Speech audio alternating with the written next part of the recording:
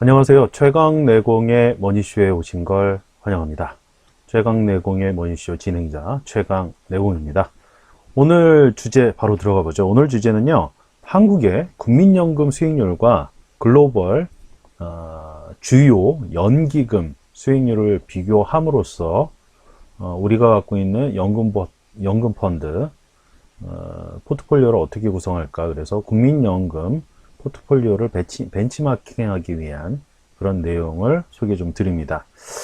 자, 국민연금은요, 1988년부터 2018년까지 연평균 5.52%를 기록하고 있고요. 올해는 2019년은 8%가 넘는다고 하죠. 근데 지난 2018년까지는 연평균이 5.52%였습니다. 하지만 주요 선진국 연기금과 비교해 보면 국민연금 수익률이 3% 정도 낮은데요. 2009년부터 2018년까지 글로벌 주요 연기금 수익률을 좀 비교해 보도록 하겠습니다. 10년 수익률입니다. 10년 연평균 수익률. 네덜란드 같은 경우는 8.89%고요. 높죠? 우리는 5.52%니까 한 3.37%가 높습니다. 캐나다는 8.73%니까요. 우리보다 3.21%가 높고요. 노르웨이는 8.69%, 우리보다 3.17%가 높네요. 미국 캘퍼스 연기금 같은 경우는 8.6%라 우리보다 3%가 넘고요. 스웨덴은 8.19%로 한 2.6%, 6에서 한 2.7% 가량 스웨덴이 높은데요. 하지만 이렇게 글로벌 연기금보다는 국민연금 수익률, 연평균 수익률이 좀 3% 정도 낮긴 하지만 국내 저금리 상황이 장기화되면서 국민연금 포트폴리오를 공부해 보고 국민연금 포트폴리오의 상태를 벤치마킹 하는 게 우리의 수익률을, 기대 수익률을 높이는데 좀 도움이 되지 않을까 싶습니다. 그렇다면 국민연금에서 내년도 2020년도에 어떻게 포트폴리오를 구성할지 이미 제시된 내용이 있는데요. 국내 주식에는 17%, 해외 주식에 22%, 그리고 국내 채권의 41%, 그리고 해외 채권의 5.5%고요. 대체 투자의 13% 비중을 제시를 하고 있습니다. 자, 그렇다면 이 중에서 국민연금 자산 배분 포트폴리오를 가지고 우리 연금저축 펀드, 연금 펀드 포트폴리오에 어떤 내용을 넣어야 될지 한번 소개를 좀 드리자면 4가지 분야입니다. 국내 주식, 해외 주식, 그리고 국내외 채권, 국내 채권과 해외 채권, 마지막으로 대체 투자, 무엇을 할지 그거에 대해서 포인트 우리 시청자들 좀 잡아 나가셔야 되겠죠. 국내 주식 중에서도 모든 걸 다 하는 게 아니고요. 포인트 삼는 건 배당 주식입니다. 왜냐하면 저금리가 지속되다 보니까 배당 수익률에 대한 매력도가 지금 높아지고 있거든요. 그리고 해외 주식 같은 경우는 이제 4차 산업에 대한 관심도가 굉장히 높아지기 때문에 아무래도 기술주에 대한 관심 많아지겠죠.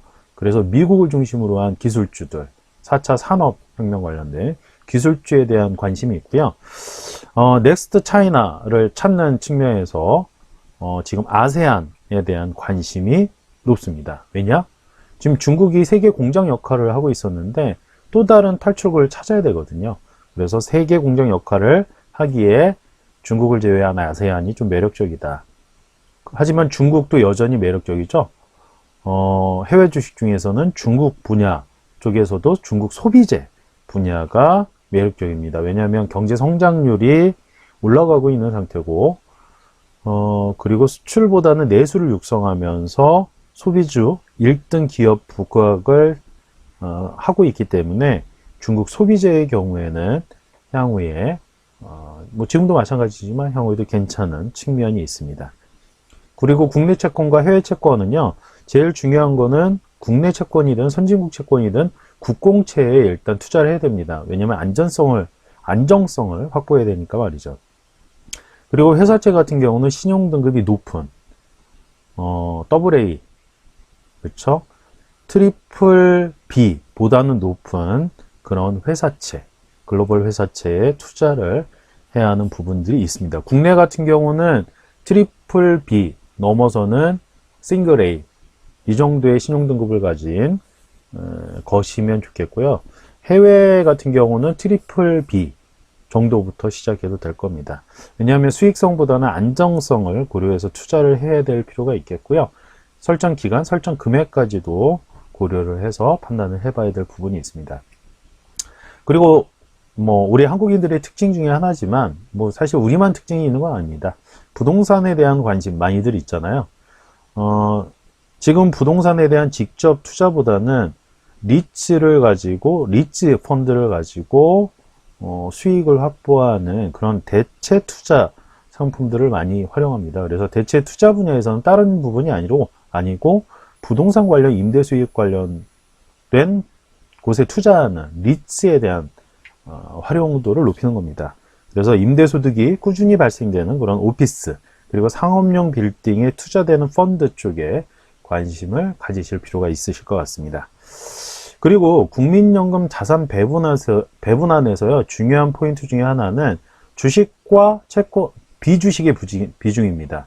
자, 제가 주식과 채권 비중이라고 하려다가 주식과 비주식으로 이렇게 나누었거든요. 그래서 주식은 40%, 비주식은 60% 정도입니다. 왜냐하면 채권 플러스 대체 투자 상품이 부동산과 관련된 또 상품, 실물자산과 관련된 상품들이 있기 때문에 이렇게 주식과 비주식으로 나누어서 4대 6 정도를 연금 펀드에도 넣으시면 될 것 같습니다.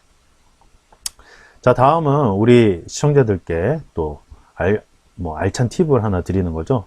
광고입니다. 광고니까 약간의 과장이 들어갈 수도 있어요. 자, 뭐냐면 재테크 투자 상품 PPL 광고입니다. 두 가지 소개해 드려요. 하나는 아트테크, 미술작품 재테크 소개고요. 하나는 소득공제용 연금저축 펀드에 대한 소개입니다. 자, 첫 번째 아트테크, 미술작품 재테크 소개는요, 미술작품을 활용해서 수익을 창출하고 예적금 금리보다는 좀 더 기대 수익이 높겠죠. 왜냐하면 투자 상품이니까. 원금 손실 위험이 있기 때문에 기대 수익률은 조금 높습니다. 하지만 부동산과 같은 실물 자산 투자이기 때문에 실물이 남는다는 거 요거 기억하시면 좋을 것 같고요. 투자하는 기간은 정해져 있습니다. 1년입니다. 1년. 최소 금액도 1,000만 원 이상이기 때문에 서민들이 하기에 편합니다. 쉽게 할 수가 있고요. 접근성이 용이하다는 거겠죠. 게다가 또 장점은 미술 작품의 경우에는 가격에 하방 경직성이 좀 존재합니다. 성향상. 그래서 조금 더 안정된 투자 상품이라고 볼 수가 있겠죠. 두 번째는 소득공제용 연말 정산 상품, 연금 펀드인데요. 연말정산을 통해서 수익을 이미 매년 돌려받죠. 한 번씩. 이미 거기에서 수익이 크게 발생이 됩니다. 그리고 부족한 은퇴자금, 그리고 없는 은퇴자금은 이런 연금 펀드, 연금저축펀드, 소득공제용 연금저축펀드, 연금 펀드를 통해서 활용해 볼 필요가 있겠죠. 이제는 연금보험보다는. 자, 그리고 궁금하신 분들은 제가 운영하는 다음 카페가 있습니다. 최강내공의 머니쇼라는 다음 카페인데요. 여기 들어오셔서 좋은 내용들 많이 보세요. 영상도 다양한 분야의 영상도 올려드렸고 꼭 필요한 그런 투자 상품들 국내 투자 상품 소개란에 넣어놨으니까요. 여기 들어오셔서 확인해 보시면 될 겁니다. 그리고 국내 투자 상품 소개란 들어오실 때는 꼭 우수회원 요청해 주시고요. 우수회원만 들어갈 수 있게 해놨습니다. 그리고 카페 메인에는 첫 화면에는 재무상담 전용 연락처를 적어놨습니다. 궁금한 사항이 있으신 분들은 이 전용 연락처를 통해서 문자로 남겨주시면 성실히 답변 드릴 테니까 활용해 보시고요. 자, 오늘 방송은 여기까지고요. 즐거운 재무설계 통해서 가정경제가 흑자로 만들어지고 유지되길 기대하면서 오늘 방송은 여기서 마치도록 하겠습니다. 이만, 안녕.